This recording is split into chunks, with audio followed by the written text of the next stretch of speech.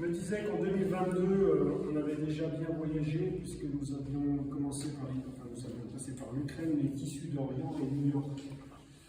Et nous continuons nos voyages maintenant, nos voyages immobiles. Nous sommes maintenant en Afrique. Nous voyageons sans aucune empreinte carbone. Tout est écologique. Le monde vient jusqu'à nous grâce à vous.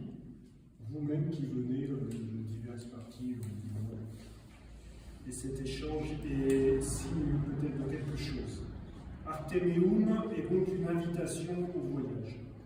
Je pensais donc au fameux poème de Baudelaire, avec cette répétition, là tout n'est qu'ordre et beauté, luxe, calme et volupté. Sauf que dans notre monde, tout n'est pas qu'ordre et beauté, luxe, calme et volupté, et que l'art a cette mission peut-être des fois d'indiquer un chemin de libération ou de pacification dans un temps compliqué. J'avais noté ça, tu l'as redit tout à l'heure, donc je vois que nous convergeons. Qu'ici, peut-être, à travers toutes ces expositions qui voyagent de manière immobile, nous découvrons que l'humain est ce que certains appellent l'unidiversité. L'unidiversité. C'est que l'humain est un en étant divers, il est divers en étant un, et que parfois, hélas, nous oublions soit l'un, soit l'autre.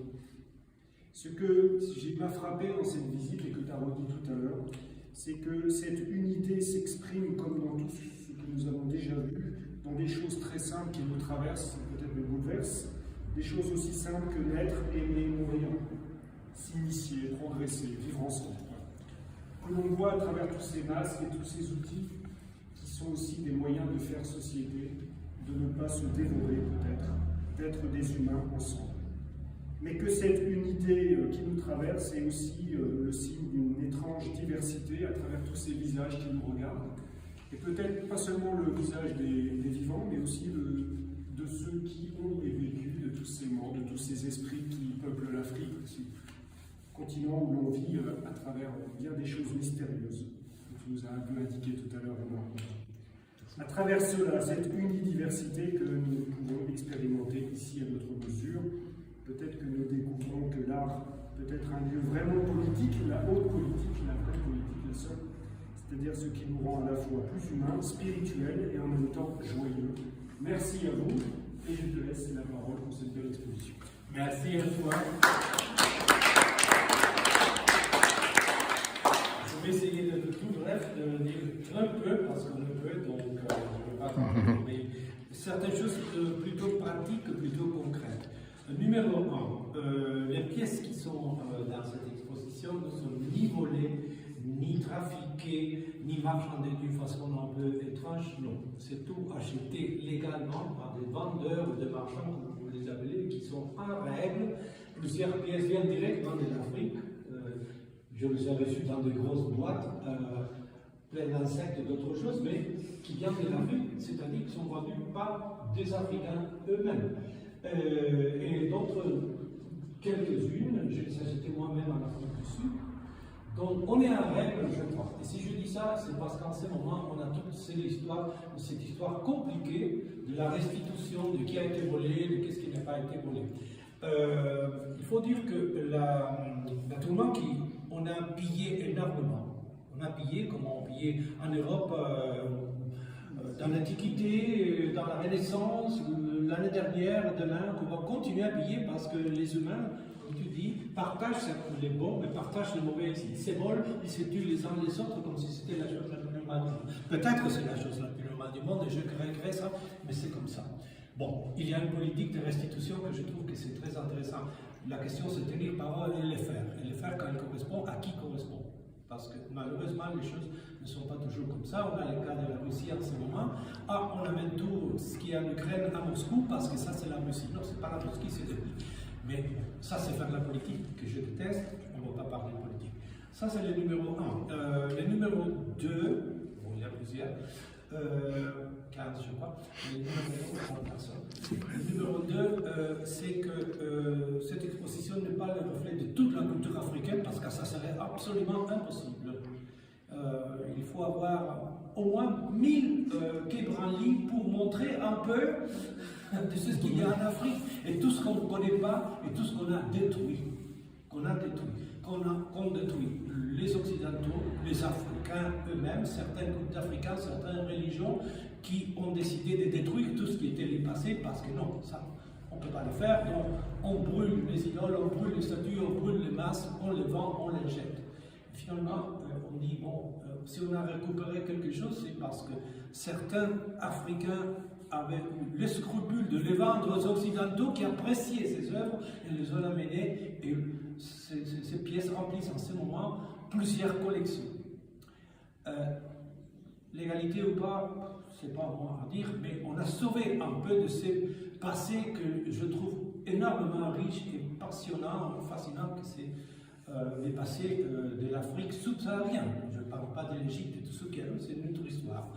Mais comme je disais, les pièces que vous verrez ici, c'est peut-être une centaine de pièces, sont le reflet de mon goût personnel pour certaines cultures.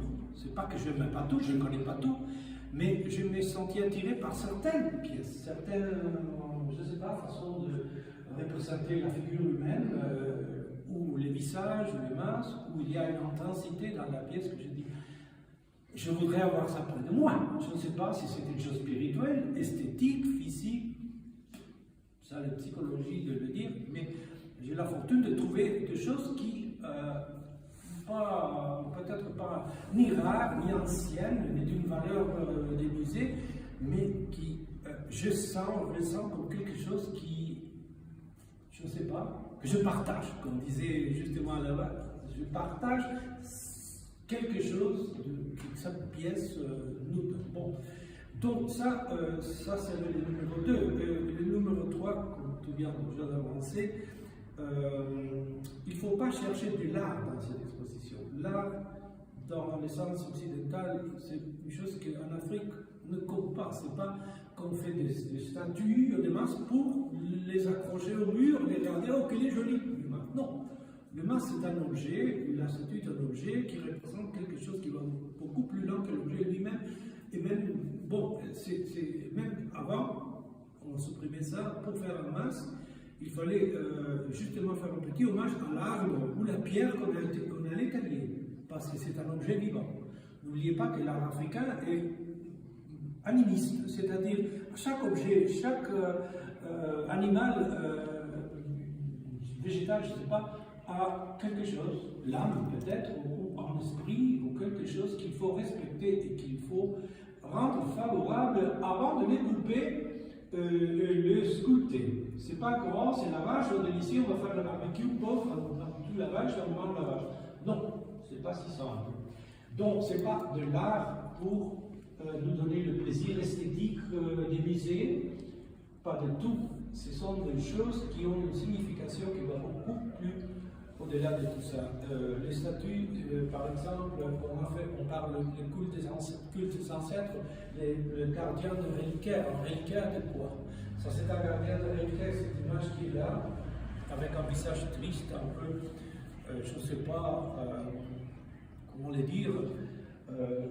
C'est un gardien d'un reliquaire qui contient des reliques précieuses, peut-être d'un ancêtre ou des objets. Il y a des os, il y a d'autres choses qui sont l'esprit, ce qui reste dans l'ancêtre de quelqu'un qui nous a été chéri et qui continue à vivre à travers ces reliques et cette pièce.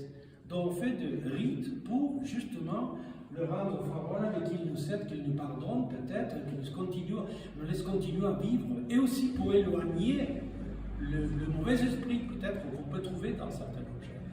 Donc tout ça, on le va trouver dans les masques. Les masques ont des couleurs qui représentent quelque chose, représentent la vie, représentent la mort, représentent peut-être l'amour ou la passion.